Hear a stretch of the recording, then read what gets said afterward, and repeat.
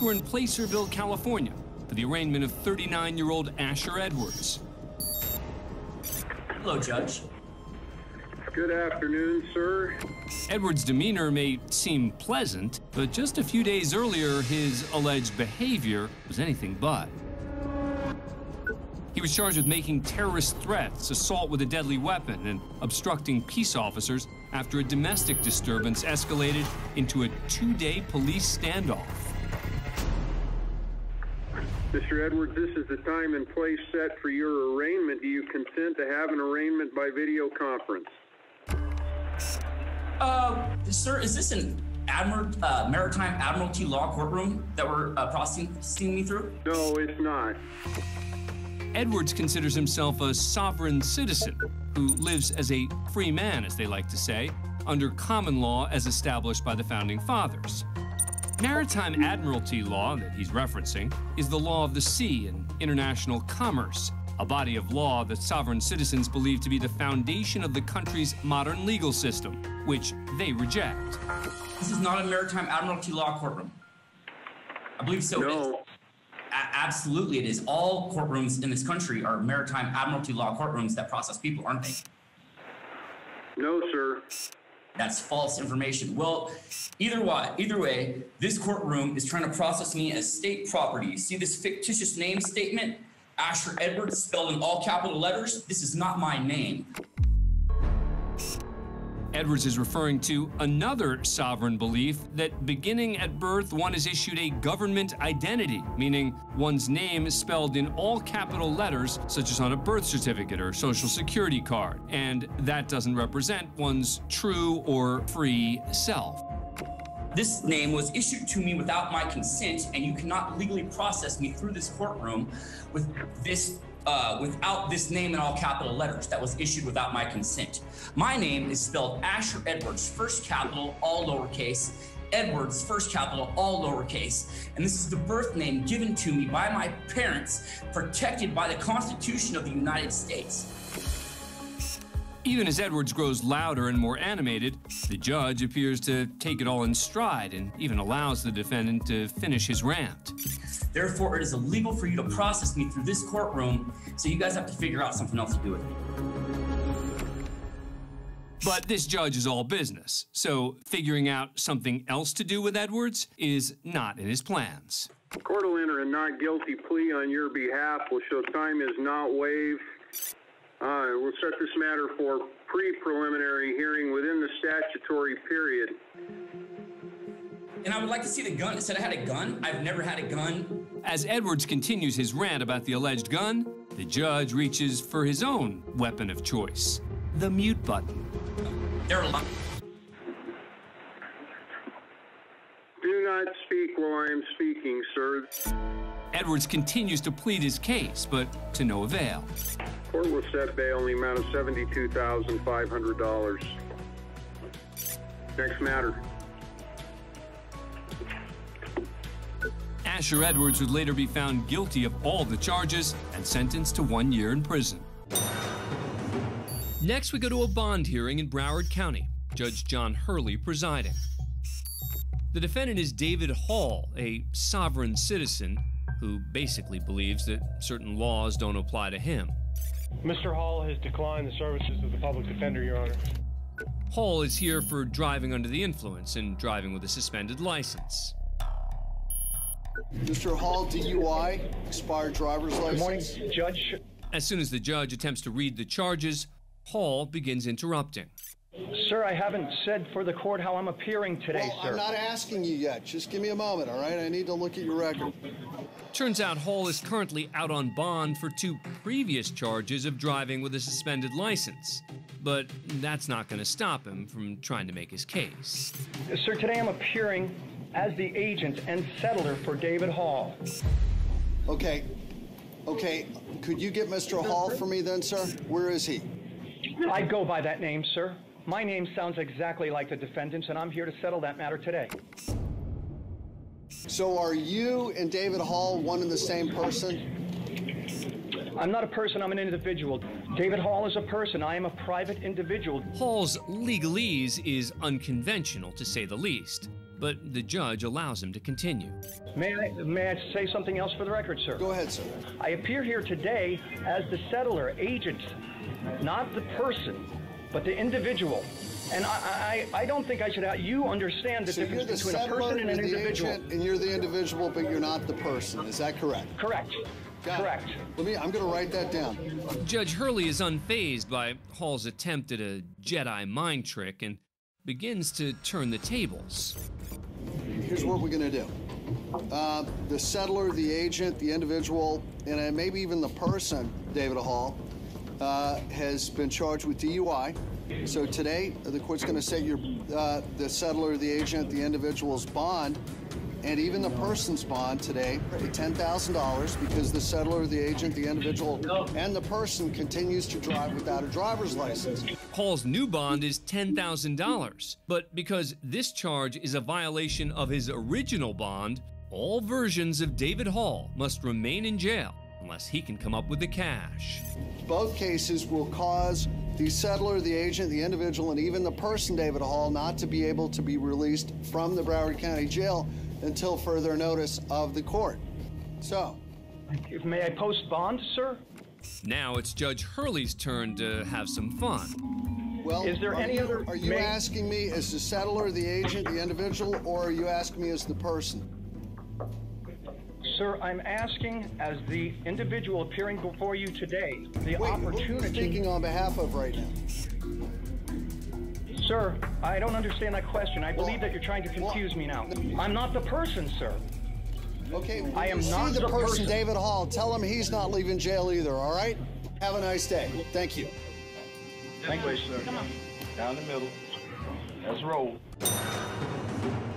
Next, we're at the Cheshire County Courthouse in Keene, New Hampshire. Court is currently in recess, but there is trouble brewing in the gallery. Your choice is take the hat off or step outside. The judge asked this man, Bo Davis, to remove his hat or leave. Otherwise, he could be charged with contempt of court. But Davis refuses. So I have force threatened upon me if I were to wear a hat. We're not forcing. Davis and some others seated around him are associated with a New Hampshire-based anti-government movement. They're here to support a fellow member who's the defendant in a, quote, right to travel case that's in recess. These so-called sovereign citizens claim to be pushing back against what they consider overreach in the criminal justice system, and they're not afraid to get vocal about it. I think you misunderstood. It's the judge's authority when he comes back. If at that point he says he's in contempt, then you have the authority. Would not have been an issue had you. Your choice is take the hat off. I'm trying to be as nice as I can. I can't. You're making threats. After more back and forth with Davis and relentless commentary from others in the gallery, What's the matter with you guys, huh? the bailiff is finally done discussing the matter. Stand up, please. Sir, treat others as you would wish to, please. I'm being nice. Well, I'm not going to assist in my own arrest. So. I don't. You should take your hands off that man. Please stand up. A second bailiff comes to help escort Davis out, but again he refuses to stand. I'm not going to assist in my own arrest. I'm not asking you to assist. Please do not hurt him. Instead of dragging Davis out of the courtroom, the bailiffs use a wheelchair. They're just leaving people alone now. As Davis is wheeled out, the group continues to insult the bailiffs. Ever considered like a real job, one where you don't use violence against people?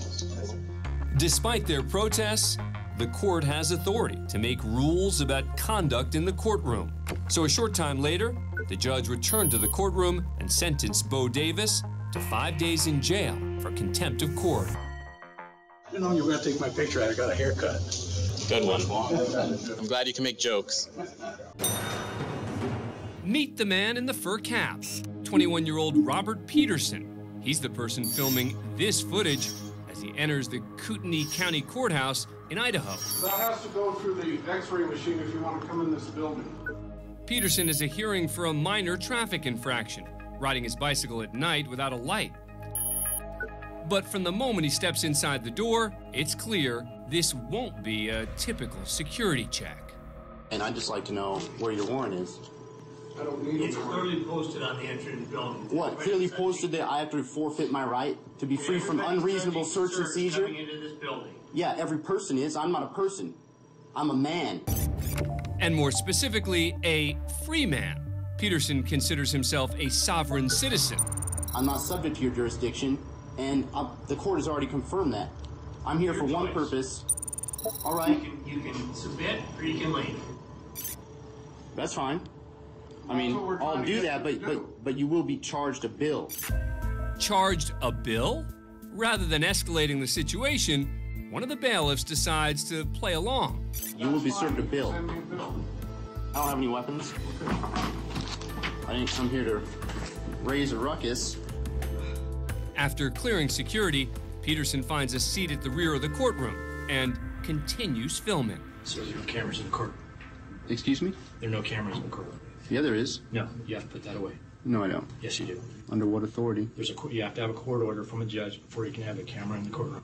Okay, well, I'm going to capture this on video. You got to turn it off. It's for both of our protection. Well, you have to turn it off.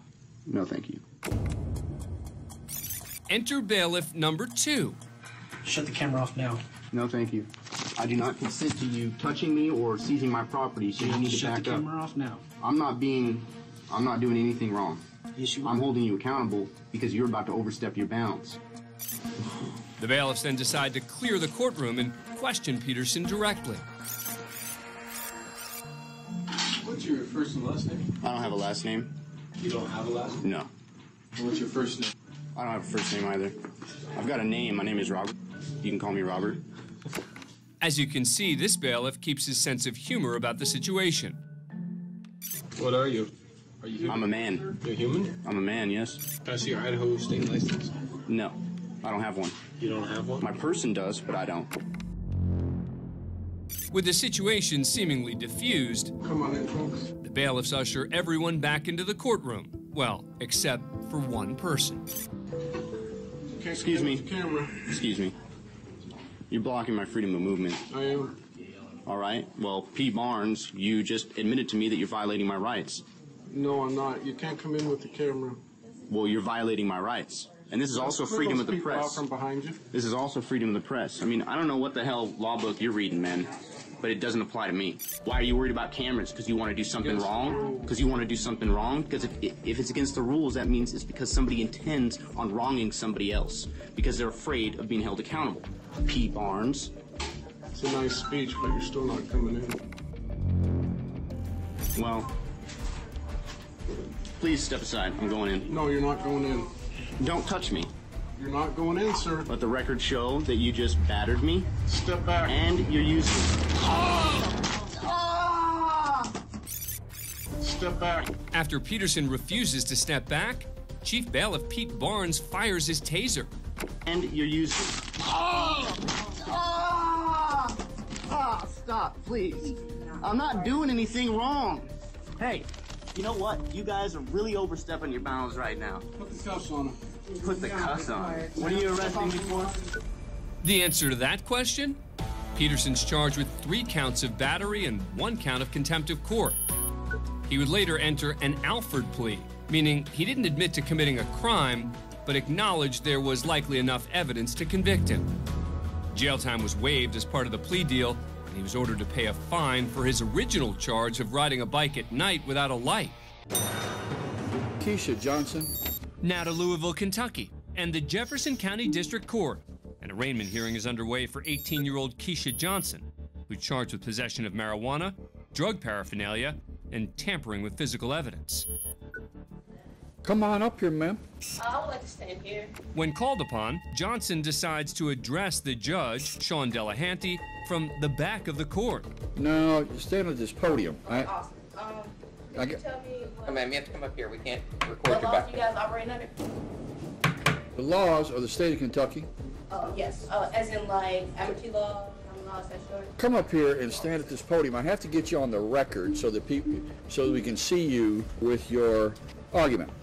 Okay, well, for on the record, I reserve my right before crossing this bench. Johnson's refusing to cooperate because she's part of a sovereign citizens movement, which rejects institutions and believe they aren't bound by the country's laws. Well, Mr. Johnson, I really don't want to create some big scene.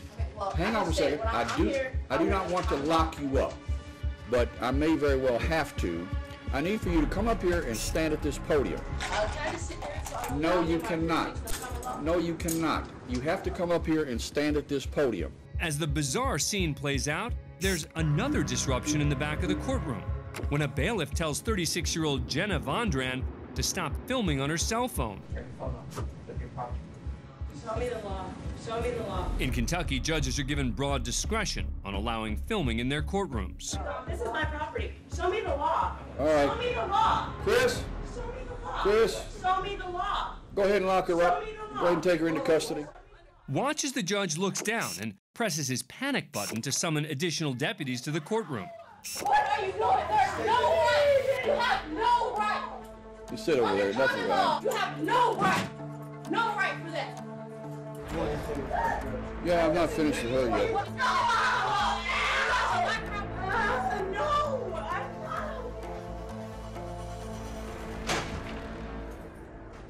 All right. After a quick reset, the original defendant, Keisha Johnson, finally comes forward to the podium. You're charged with possession of marijuana, tampering with physical evidence, and possession of drug paraphernalia. I don't understand any of that. All right. Well, you're charged with illegally possessing marijuana. Yes, I can.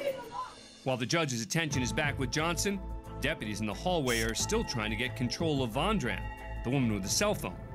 I don't understand any of those charges. Well, there's not a whole lot more. There's not a whole lot more I can do to try to explain to you. When trying to play clueless doesn't work, Johnson goes back on the offensive. Let's start here. Can you guys prove jurisdiction? Prove jurisdiction, because I come in under common law. Prove your jurisdiction, that you have jurisdiction over me. Prove jurisdiction. A court cannot proceed until you guys prove jurisdiction. Show me your jurisdiction. Show me your law. All right. All of our laws are codified in the Kentucky Revised Statute. Show me jurisdiction. Show me the law. Hey, here you go. Okay, that doesn't prove that you have jurisdiction. Okay, so what else? Now, there's a simple way for me to prove jurisdiction to you. I'm going to ask the deputy to go ahead and take you into custody. Under what charges? Under what charges? You are disrupting my court. All right, we're going to pass her case to tomorrow. You guys have been mistreated, and it's wrong. Under common law, under the United States Constitution. And if they keep doing this, then let us... Keisha Johnson's arrested and charged with contempt of court. Fast forward to the next day, and she's about to face a new judge. Keisha Johnson, 56. This time, Johnson's represented by an attorney. I don't know how familiar you are with this, but this case... Familiar. Podium flipper. Okay.